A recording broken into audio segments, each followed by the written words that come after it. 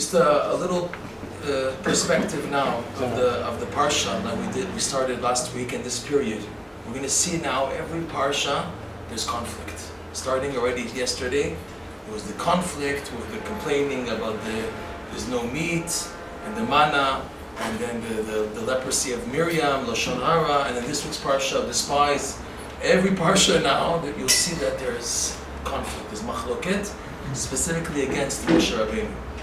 And we spoke about this idea of the machloket, or we've touched upon it, that when the proper leadership is restored to the proper people, the true leaders, at the beginning of their rule, there is machloket. There's conflict, which is strange. You would think the opposite. That if now there's good leadership, let it be good.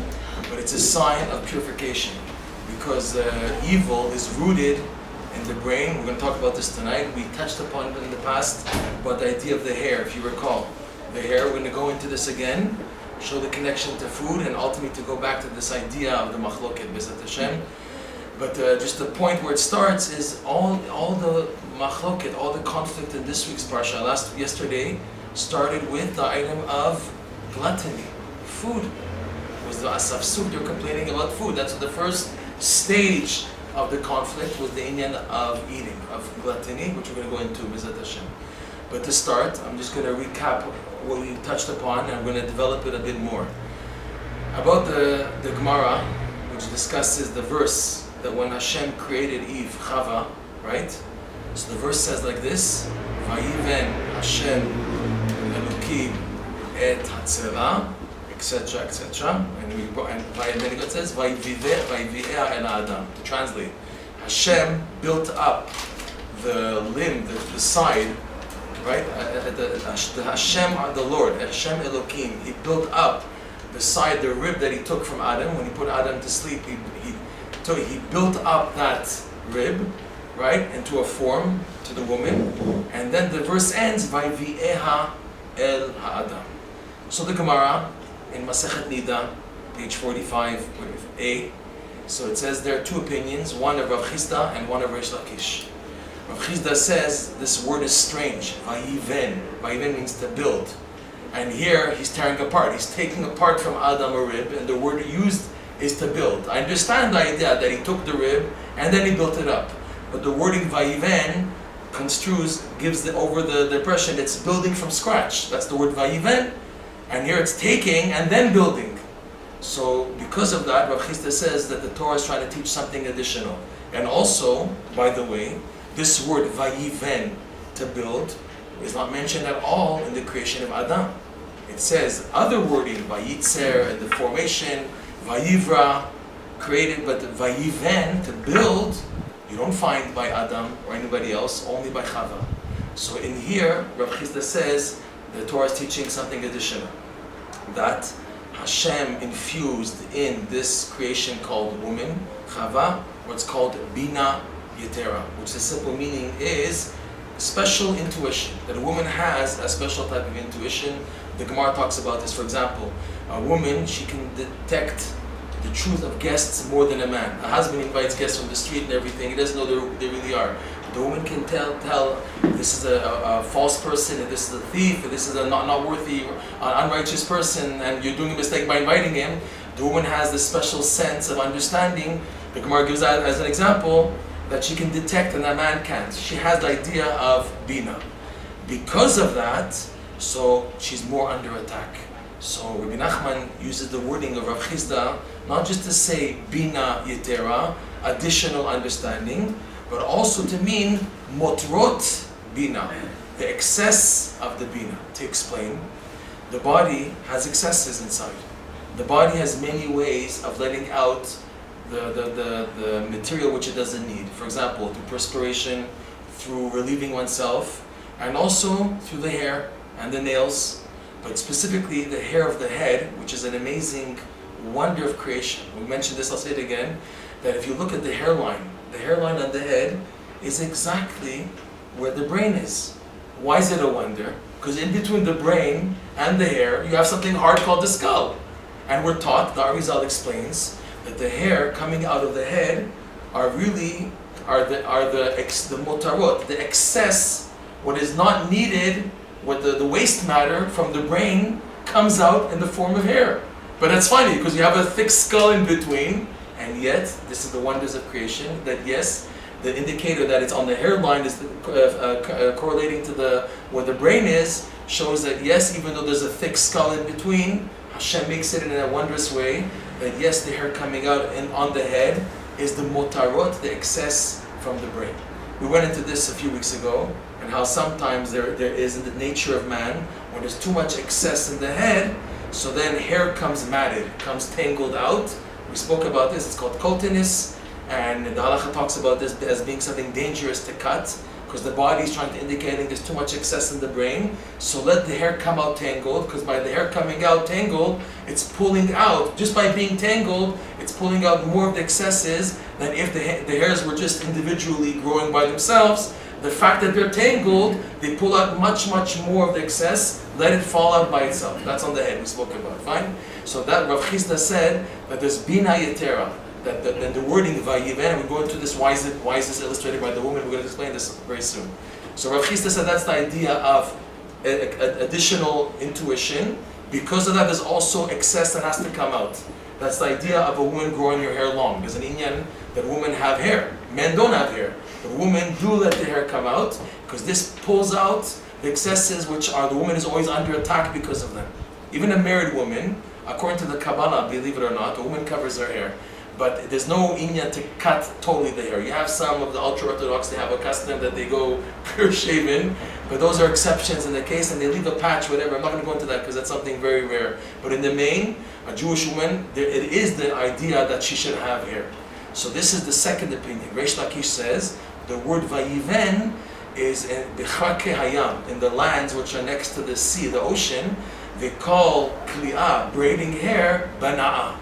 The word vayiven, built, is the idea of building, of twisting the hair and making braids out of it. So what does that mean? That yes, when Hashem presented Adam with Chava, he braided her hair. Yes, he braided her hair to show that this is part of the makeup of a woman. The makeup of the woman, part of her essence, is the idea of making herself up and beautifying herself. This is part of her. It's not that how she's born, that's how she is. No, Hashem did it to show that this is part of the woman's makeup, is to decorate herself, and we'll explain why, this idea of decorating herself, what does it signify? And this is part of the woman's makeup. For example, there was a story in the Holocaust. In the Holocaust, people were dying, and they were filthy, there was no showers, nothing. And there was a story that there were Jewish women marching, and in the death camps, they're marching with no shower, bones, wearing the black and white clothing. And one woman saw a beautiful flower. She plucked it just to tuck it in here, even though she's all dirty and she's wearing she didn't take a shower for weeks, and she's all dirty and upside down. Still, the idea of respectable presentation is part of the makeup of a woman. That's what Hashem created her with. The idea of braiding the hair to show that's part of the makeup of the woman. And this is how Hashem brought Chava to man. This is the Gemara, and this is the verse in the Torah. The Zohar on the Parsha was a step deeper to indicate the idea of the union between Adam and Chava is the union between mankind, society, the world, learning the Torah, the idea of the Torah. The woman represents the Torah, specifically the oral Torah. Just like the oral Torah is so mixed up, it's not organized. We needed the Rambam to come along and the codifiers to systemize the Torah. When you learn the Mishnah and the Gemara as it is, everything's mixed up. Everything's mixed up. There's no clear order. There's a Mishnah and there's a Gemara, and the Gemara starts jumping around 500 topics and this and that and all types of things, and it's not organized. This is the secret of the oral Torah, that there's no organization, and this correlates also the idea of the woman. That also the woman, she's ungraspable, because she's like the moon. There's always a changing, and because of that, to grasp the bina of the woman is very difficult. It requires emunah in order to connect to the idea of the woman, the feministic item, which is also, believe it or not, the characteristic of the oral Torah. So the idea, the Zohar says, of that Hashem created the Tzela, Hashem, the Lord, created the Tzela and brought her to man, referring to the study of the Torah. that Hashem is bringing the oral Torah to man.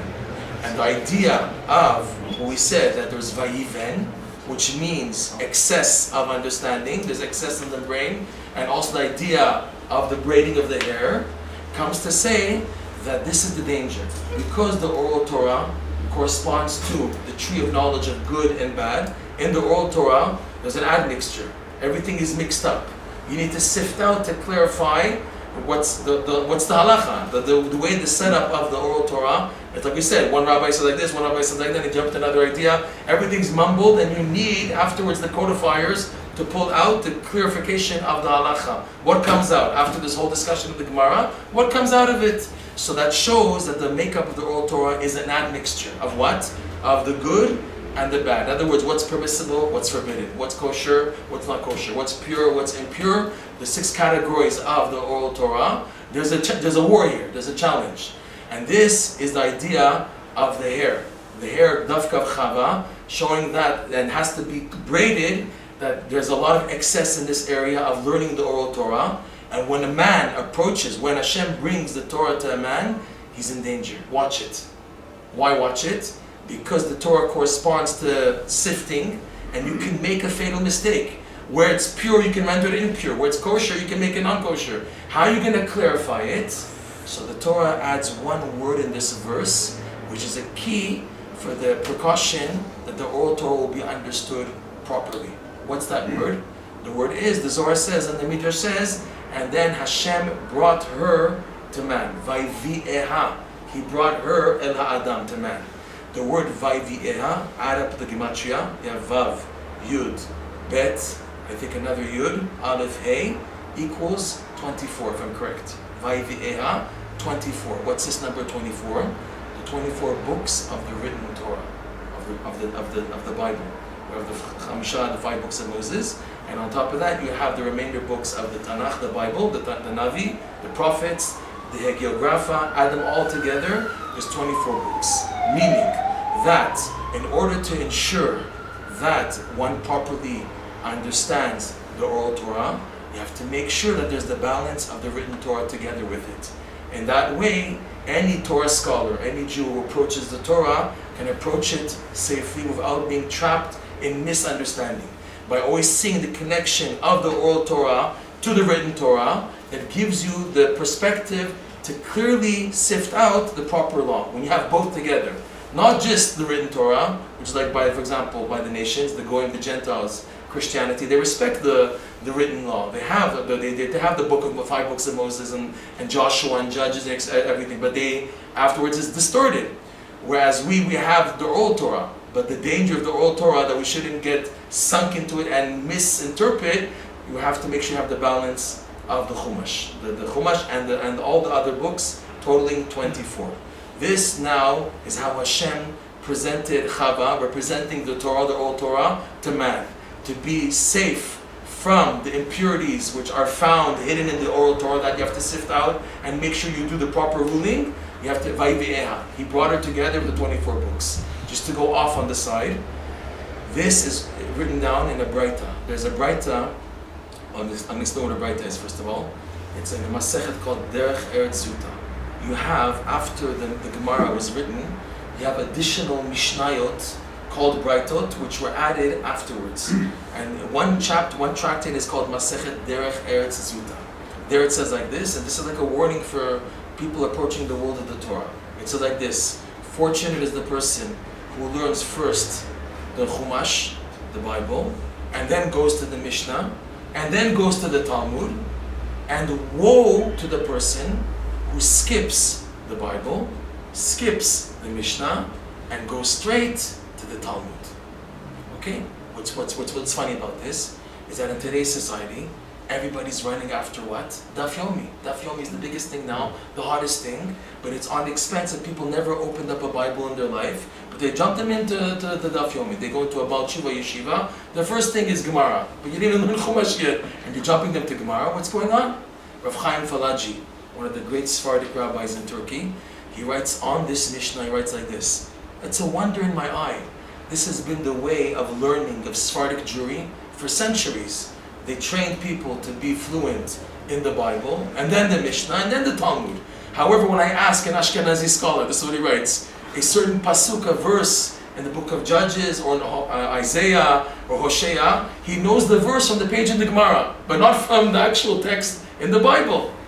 And this is again the warning of the Breita.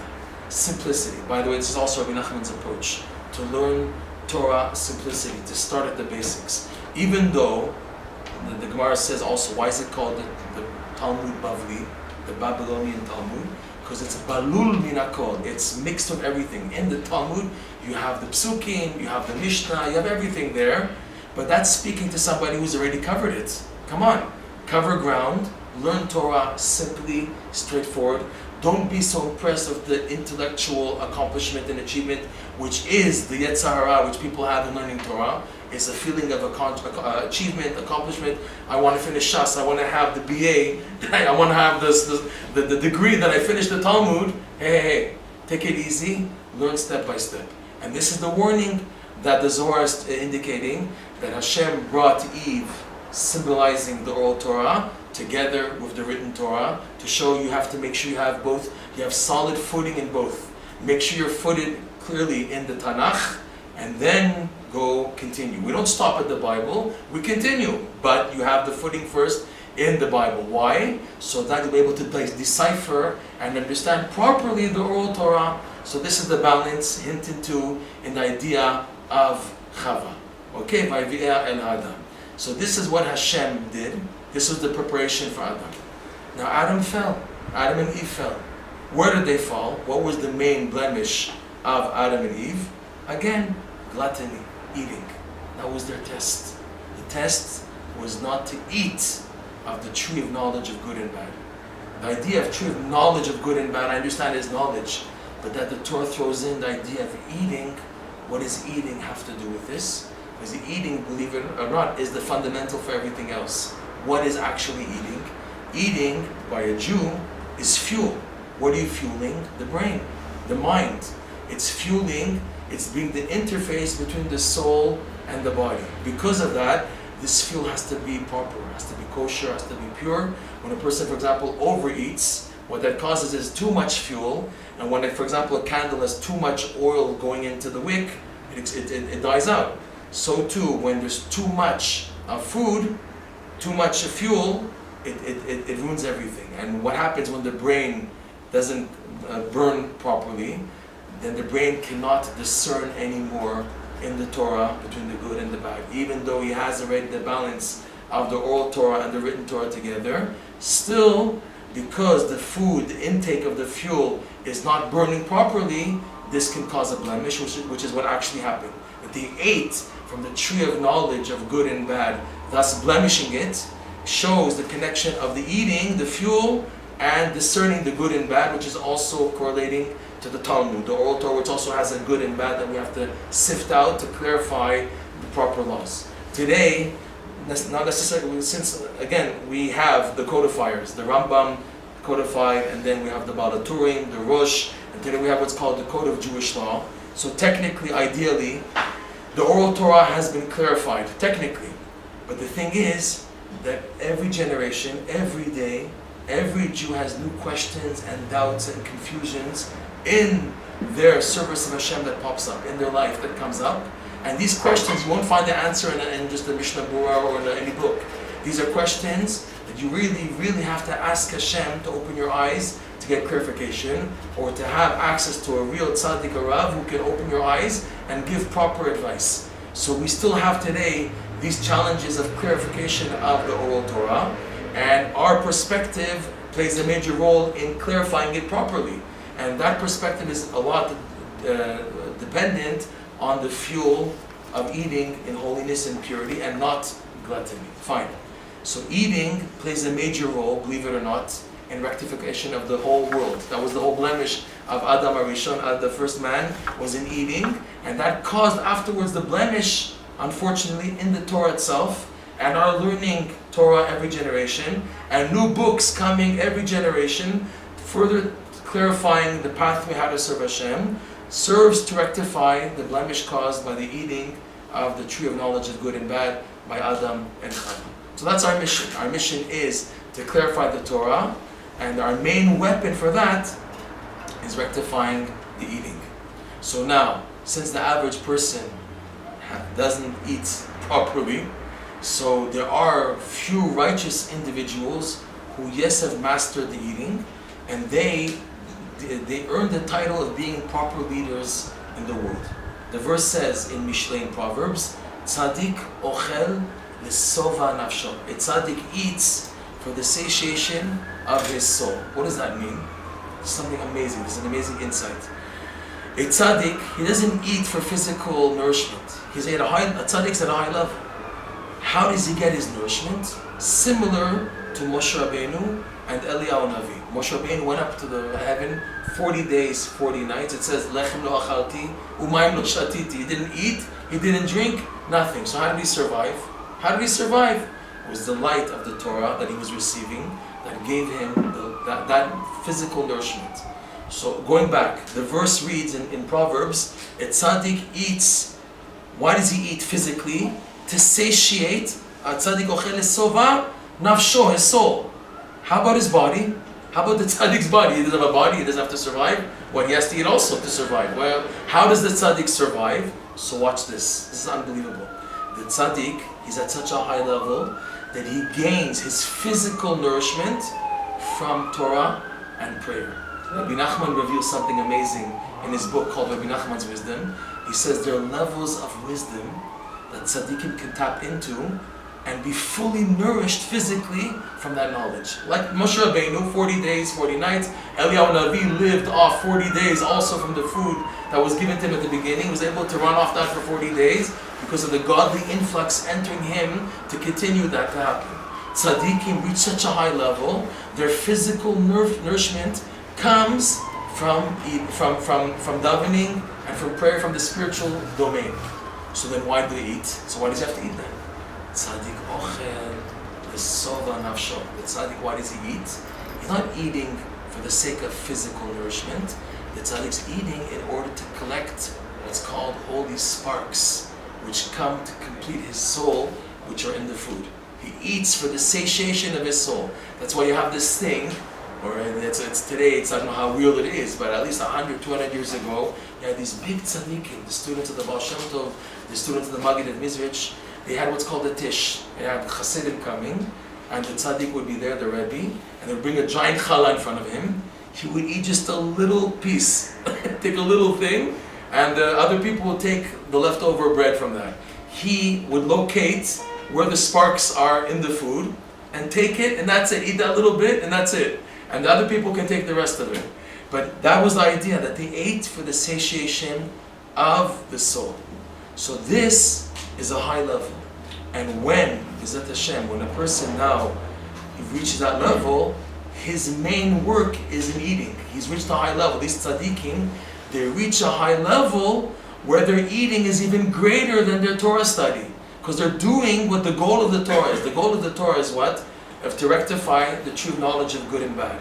And which means that there's sparks which have been scattered because of the sin of the true knowledge of good and bad. There's sparks scattered throughout the universe. Our job is to rectify them by mitzvah performance, by learning Torah, by following the Torah. Tzaddikim, they're at such a high level that in their eating they can do that already. So at a much, much higher level through their eating. Okay, with that introduction, the next stage. There's a pasuk in the Torah, in Mishlei also, Proverbs chapter 19. The pasuk reads like this. V'savea yalin bal ipaked ra. To explain. V'savea, it is open to many interpretations. So maybe let's first see how the Gemara explains it. Because the pshat, the simple meaning is open, it's not clear what's a simple interpretation. The Gemara in Brachot brings two rabbis, they try to explain this verse. One rabbi says like this. Don't read the word saveya, which means satiation, full. Read it sheva. Sheva yalin bali paked ra. To explain, if a person doesn't have a dream for 7 days, it's a bad sign. It's not a good sign. If a person goes 7 days and he doesn't remember his dreams, that's an indication that in heaven they don't care about that person anymore. Because the dream world, when a person's sleeping, the dream is what's joining the soul to the upper worlds. They're trying to send indications. In the dream, there's a lot of garbage, a lot of excess. But in the dream, there's also parts which are real. That's the idea of tzaddikim interpreting dreams, like Yosef was able to interpret dreams, and also visions and prophecies that the prophets had while in a state of dream. In the chizayon, it's called. They weren't awake, they fell, they collapsed, and Hashem revealed them a prophecy in a dream form. So dreaming, depending on the person, that they're given good dreams or bad dreams. Specifically, good people, they're given bad dreams. Why? The Gemara says, because the bad dreams is to get them scared and wake up to do tshuva. They should always be on the go to do tshuva, so they're given bad dreams. And wicked people are given good dreams, so they shouldn't do tshuva. Everything's okay, it's great. They're given the indication that everything's is fine. There's no need to do tshuva because they don't want their tshuva, because they're wicked people. There's no, because the pathway that a person wants to be led upon, that's how they're led. So one Rav explains like this: Vesheva yalin. If a person yalin, lina means to go to sleep. A person goes to sleep for 7 days, bali paket, and he has no visitation of dreams from the upper world that they're visiting him for dream. Ra, it's a bad sign. It's not a good sign to a person. It's a sign that they've discarded him. They don't want him at all. As opposed to a wicked person, they give him good dreams. At least he should wake up. Why are they sending me good dreams? I know I'm doing bad things, they send me good dreams. They give him the free will to, with his brain, to understand, maybe I should wake up and do tshuva. Whereas a person who's totally finished, in heaven they've given up on the person because he's given up, let's say, so there's no dream even for 7 days. That's not a good sign. That's one Rav. He explains it as a negative thing. Another Rav explains it differently. He says, no, it doesn't mean that.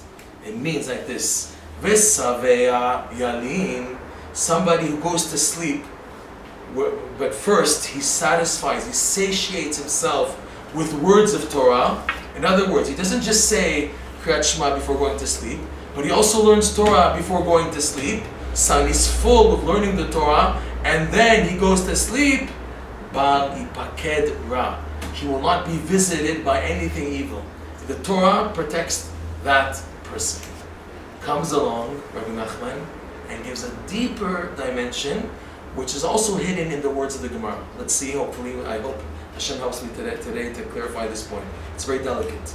Rabbi Nachman explains like this: V'saveya, when a person, where do you find the sviut, saveya? Only by tzaddikim. If you look in the whole Torah, the word saveya, which means to be satisfied, which means that a person doesn't overeat. He eats what he needs, and he's able to have self-control to stop. As opposed to gluttony, I can't stop. There's a chocolate cake, I have to eat it. There's a chocolate bar, I have to eat it. The food is asking me to eat it. I can't stop. I don't have the breaks. A tzaddik ochel sova nafsho. The tzaddik eats for the satiation. He has satiation. In the book of Ruth, we saw that it said by Ruth, she vatisba vatotar, she ate what she needed, even though she was collecting. She was poor. She was collecting in the field of Boaz, but the Torah yet says, even though she was collecting, and it's not so much, a few grains, but it says she was satisfied with it, and she even had leftovers to bring to Naomi. And also by Boaz, you have the word also siviut, satisfaction, satiation. Satisfaction in eating is by tzaddikim. As opposed to wicked people, they never know satisfaction. Like the verse says, another verse in Proverbs, ubeten reshaim tichsar. The stomach of the wicked is always lacking. They're never satisfied. Always more and more and more to fulfill the ta'avot and the desires and the lust. Somewhat like the Parsha.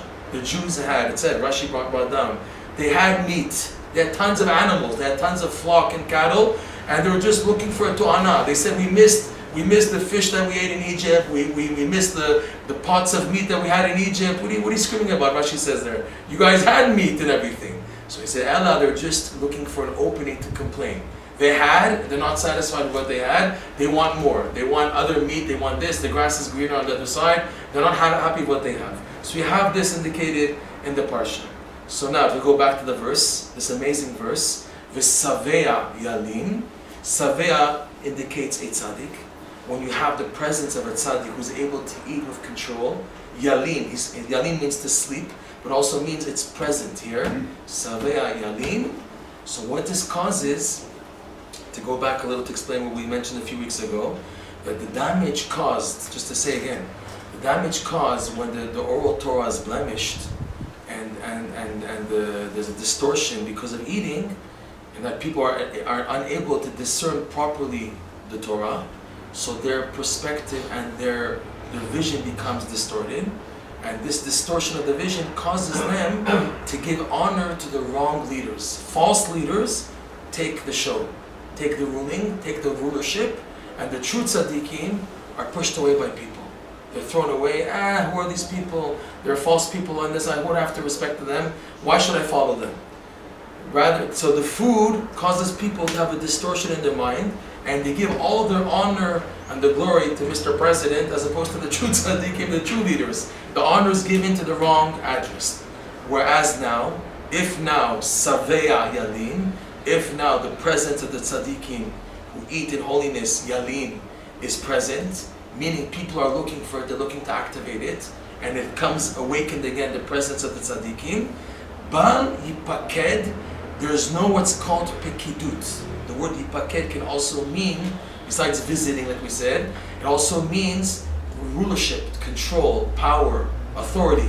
Bal Yipaked Ra, the wicked people have no more rule. If I want to get rid of the false leaders, the false politicians, the people who are doing bad, the key is Saveya Yalin. Activate the idea of eating in holiness in order to bring the presence of the tzaddikim again in the front, and this will make automatically the false leaders to fall. This is how Rabbi Nachman interprets it, the deeper meaning of that.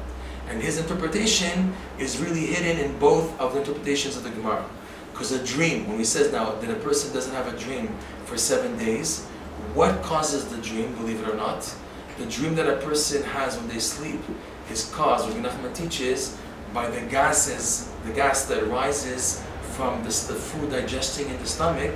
So when a person lies down after a full day, and in that day a person ate and whatever, fine, he worked and exerted himself, etc. But at the end of the day, a person is exhausted, and the body is indicating they want to rest in order to rejuvenate and re-energize. So the gases produced from the food being digested in the stomach rise towards the brain. It's amazing how it works.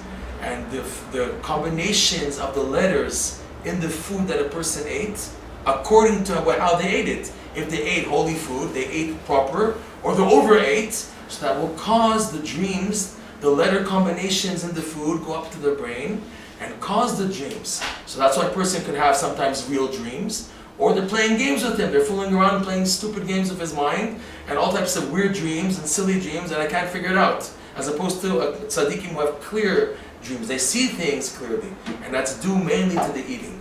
So here again, the eating connected to the dreams, and the first version is when a person overeats, v'sheva, and that because of that, it's so blemished, there's no dream, his eating is so blemished, that there's no dream for such a person, he's a wicked person, beten v'shayim techsar, there's no satiation, so there's no dream at all.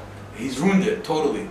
There's too much gases that no clear picture can come from the letters of the food in the stomach. It's a deep concept, I understand, but it has to be understood that this is something here.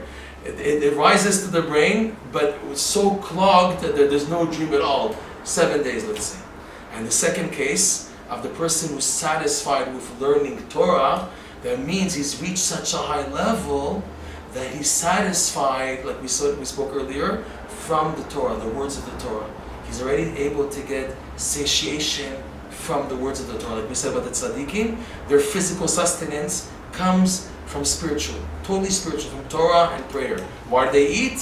For the soul now. They eat to collect holy sparks for the soul. So this again is the idea of Saveya Yalin. Now, why I brought all this, it's related to a story about Rabbi Nachman when he revealed this teaching. These teachings, this idea about the hair and everything, Rabbi Nachman revealed in 1807 on Shavuot. That year, Shavuot fell on a Friday and Shabbat. Rabbi Nachman's wife passed away Thursday, right before Shavuot, a few hours before candle lighting. The Chevra Kadisha quickly buried her, so that Rabbi Nachman can sit 1 hour of Shiva, because the halacha is that once a person sits even a little bit of time before Yom Tov, Shiva, so then the Yom Tov nullifies the whole 7 days of sitting. He doesn't have to sit 7 days any longer.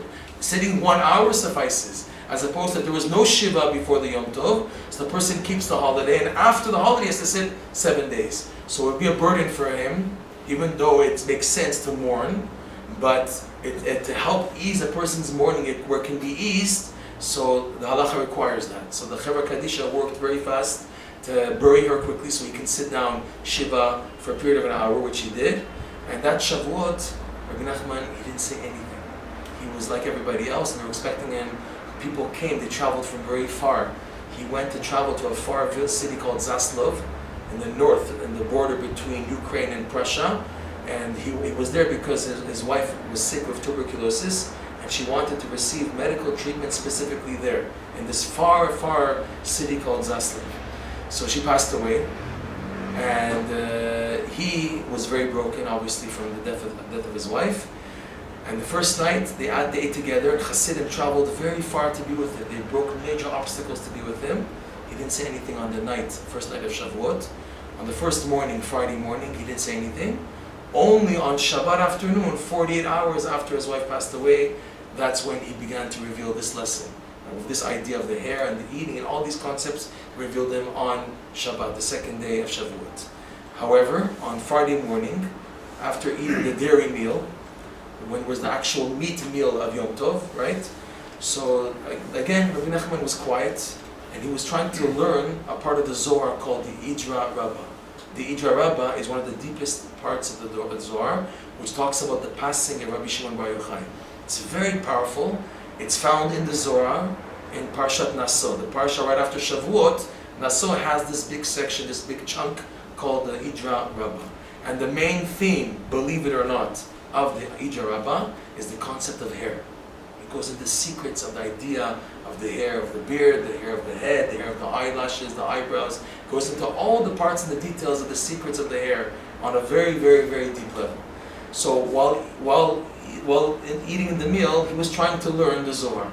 So they served the first course, and after they served the first course of the meal, he opened his book. And again, there's Hasidim there, he's not talking to them, nothing. Then after he finished, he was learning, he didn't finish, he was still learning. They served the second course. So he closed the book to eat the second course. And then assuming they finished, he opened the book again to continue where he left off. They served another course of meal. So he closed his book again and ate the third course. And then continued, a fourth course, a fifth course. So he said, they're arguing with me. Why they're arguing with me? You have two types of people. You have people who eat in order to have koach, strength to learn Torah. And you have a higher level of people who learn Torah in order to know how to eat. Me, I want to hold on the lower level. I'm trying to be a simple Jew, where a Jew eats in order to have energy to learn Torah. I wanted to end the meal with Torah study. So when they finished serving the course, I opened the book because I wanted to finish the meal with Torah study. But they kept on serving another course because they said, no, we hold you on a higher level. We want you to finish the meal with eating, because we hold you to be on a higher level. He said, their souls are arguing with me. Even though they didn't do it intentionally, but it worked out like that. He was saying they're trying to argue with me. They hold me on being a higher level, that they want me to finish the meal with the eating part. That I can learn Torah in order to be able to eat for the sake of the soul. That's it. I'm getting the nourishment from the Torah. And then I end the meal, Tzadik ochel lesova nafsho, to eat only to collect the holy sparks. That's what they're holding me. And they're in this argument. There's an amazing story that throws light on this idea of the eating of the tzaddik. What comes out for us is the idea, number one, of the holiness of eating, how it's such a major part in Judaism. It's not a joke, and a lot of a person's success in advancing is working on this thing, the attribute on working on the holiness of the eating. That determines a lot. And also the idea of the Torah, how we have to make sure we learn the Torah properly. And B'ezrat Hashem, that's the main thing that I wanted to bring out tonight. And that when the Torah is blemished and eating is blemished, this gives rise to machloket. And that's why we see, starting yesterday's parsha, that the machloket, the strife, started specifically through eating issues. They were arguing about the food, there's not enough food, and what is this manna? All we have every day is manna in the morning, we have manna in the evening. We're sick already with this manna. We want meat already. What's going on? You're not satisfied. And the Torah says the manna was unbelievable. It turned to the taste of whatever you wanted it to taste, except for things which are dangerous for a pregnant woman, not onions, cucumbers. Rashi says that, he brings it down in the parsha. But the manna was holy food. And they were complaining. What are they complaining about? Because they weren't saveah. There was a distortion. There was distortion both of the Torah and also of the eating. And that's what gave rise to the machloket against who? Against Moshe.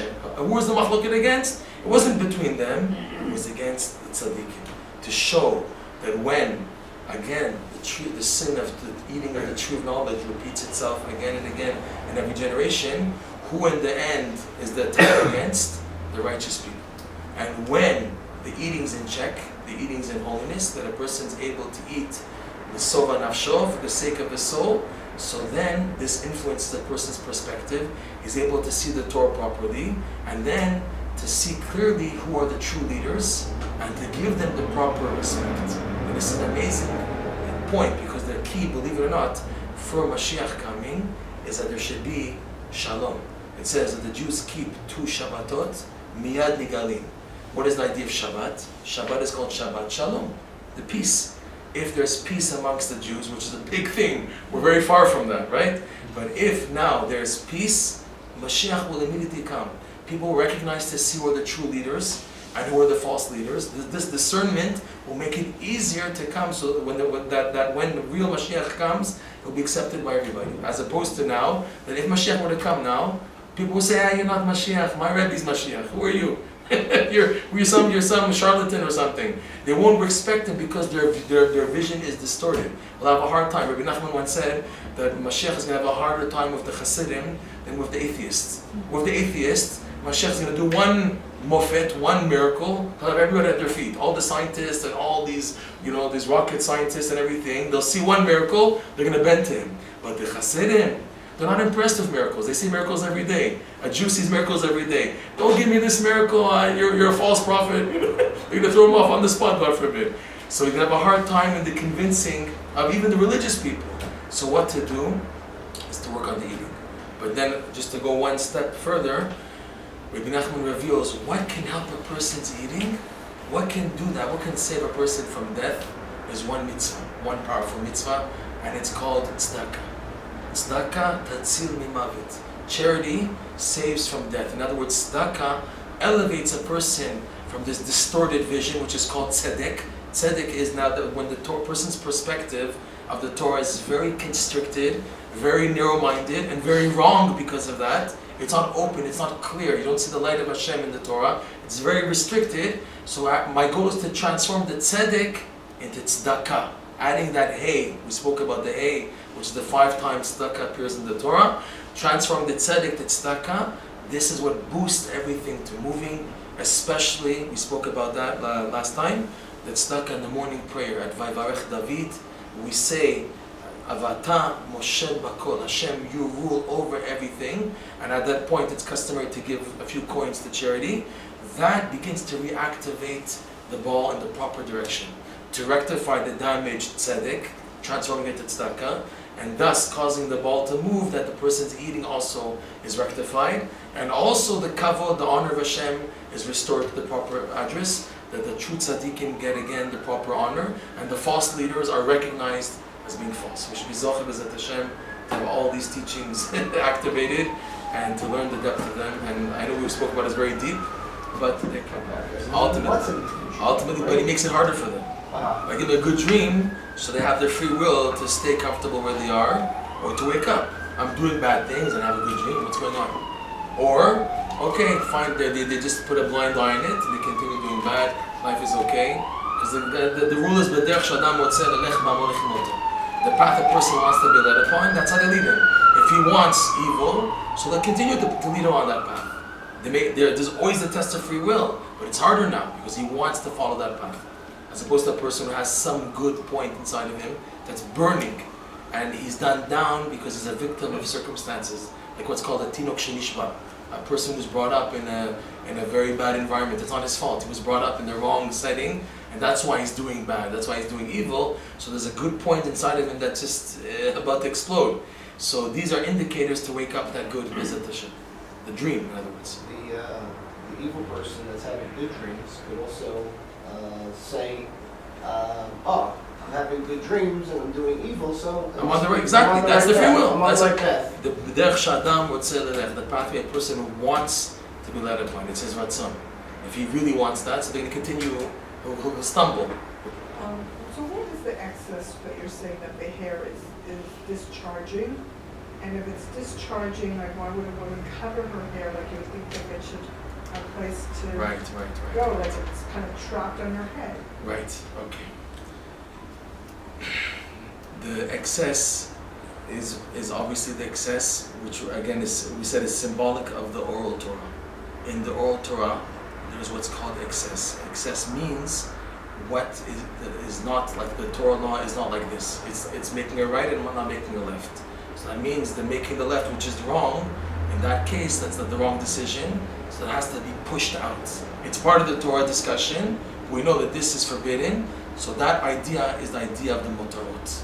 So this has to come out because the brain, we want it to function that the whole entirety of the brain is totally pure. In other words, pure understanding, clear, clear summaries of the oral Torah fully in the brain section. So what the halacha is not like, we want to push it out. That's the idea of the motarot in relationship to the Torah. Another factor is that because everything in the world is rooted in the Torah, even evil, so the evil, they try to lurch to gain their nourishment from the brain which is corresponding to the Torah, the oral Torah.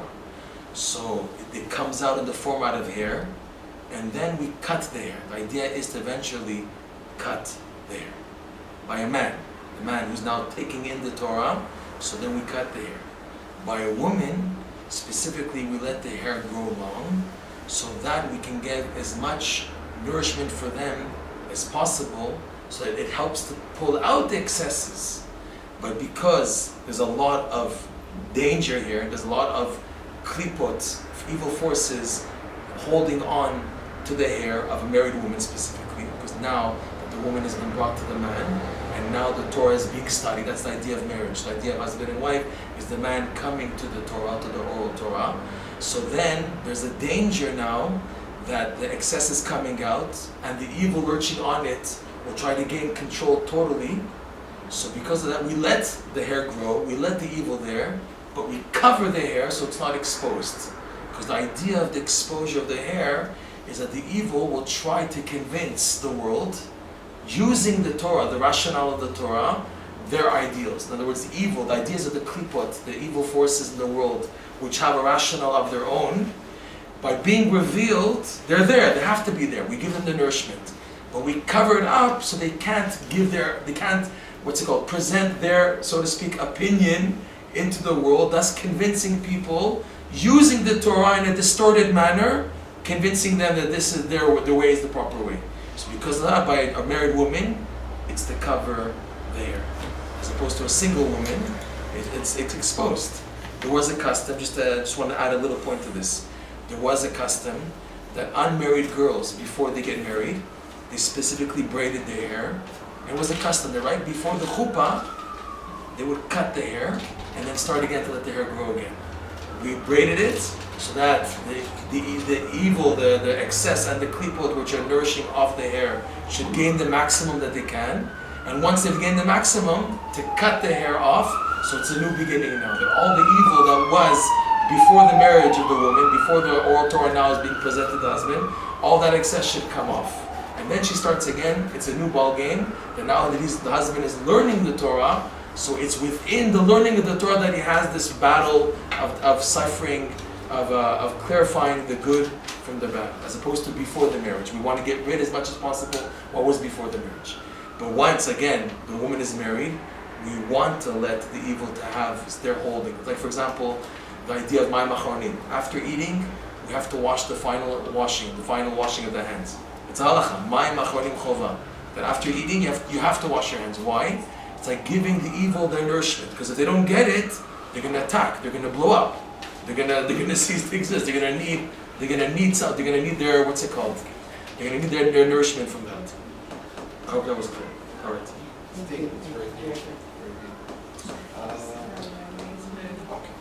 All right.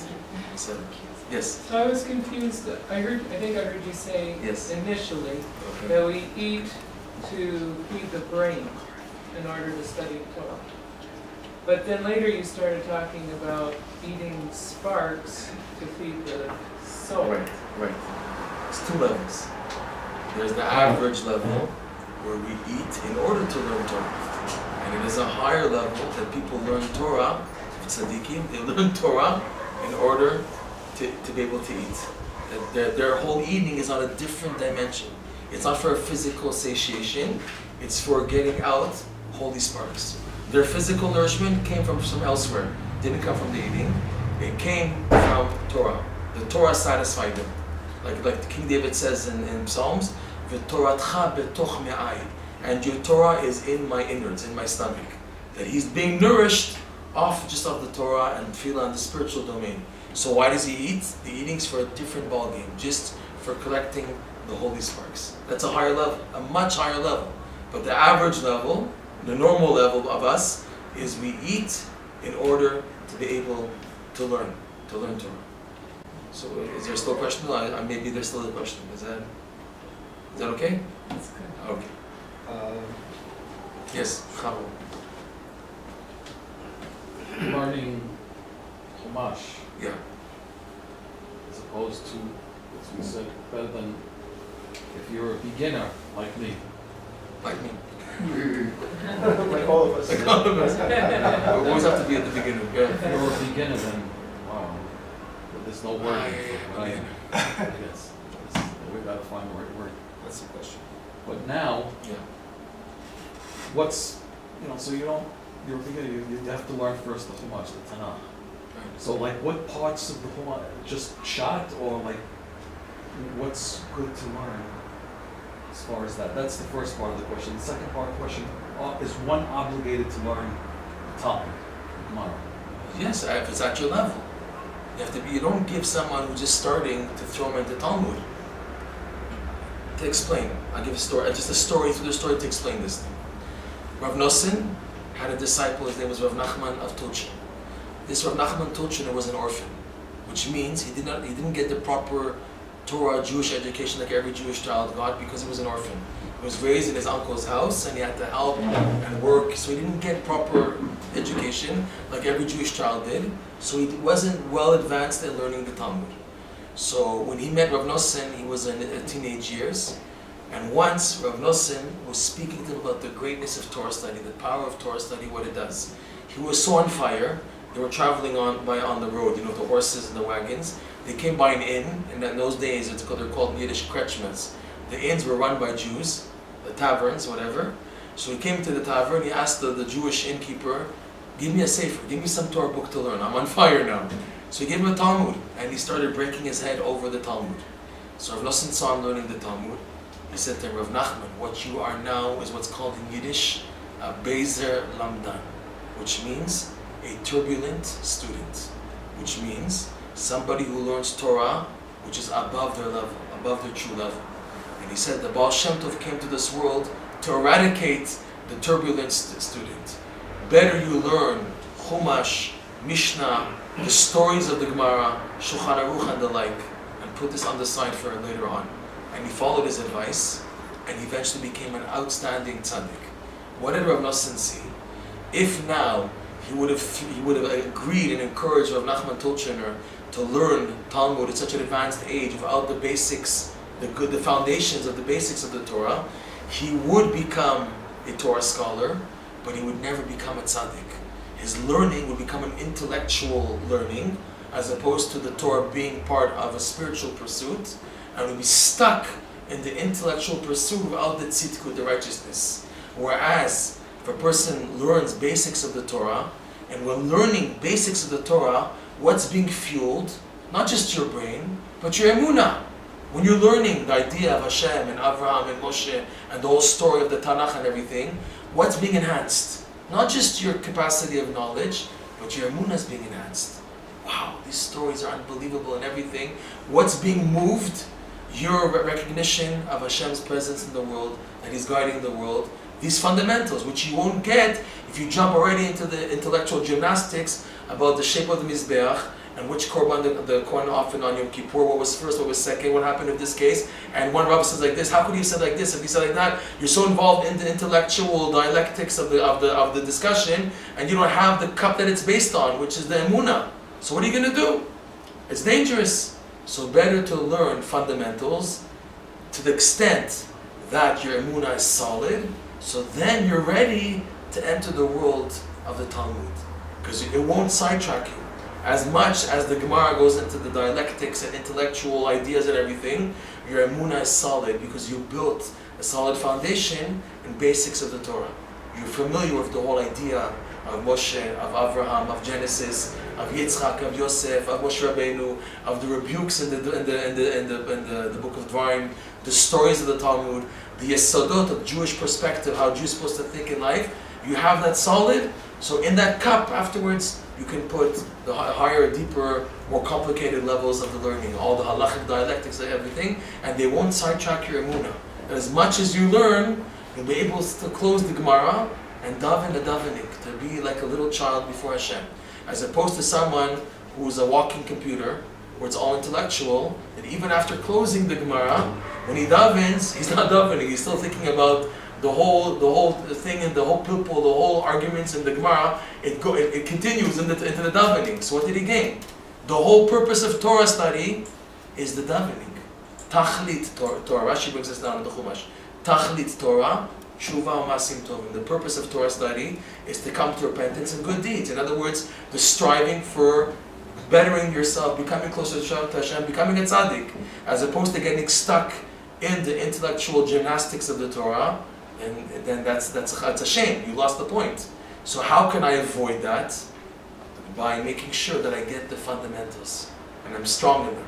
Going over the Chumash year and year and year until I'm familiar, it's clearly with Rashi, to going over the ideas until I'm confident, now I'm ready to approach Rashi, Ramban, all the right, but it's basic. It's better to start with Rashi and to stick with Rashi.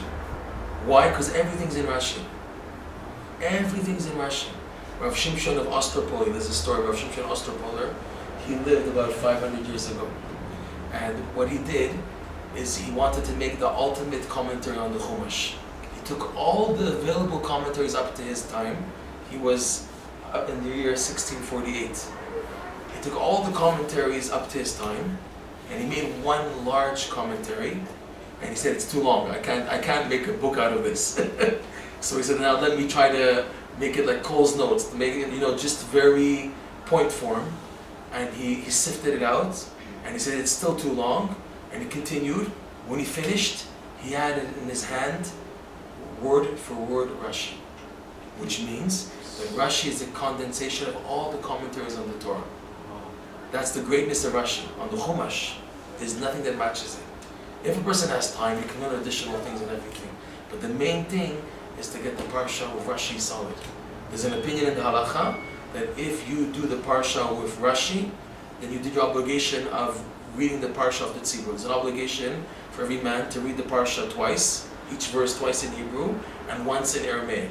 There's some opinions that say, if you do already just Chumash and learn Rashi, you did your obligation. That's how great Rashi is. Unbelievable. Rabbi Nachman calls Rashi the Torah's big brother.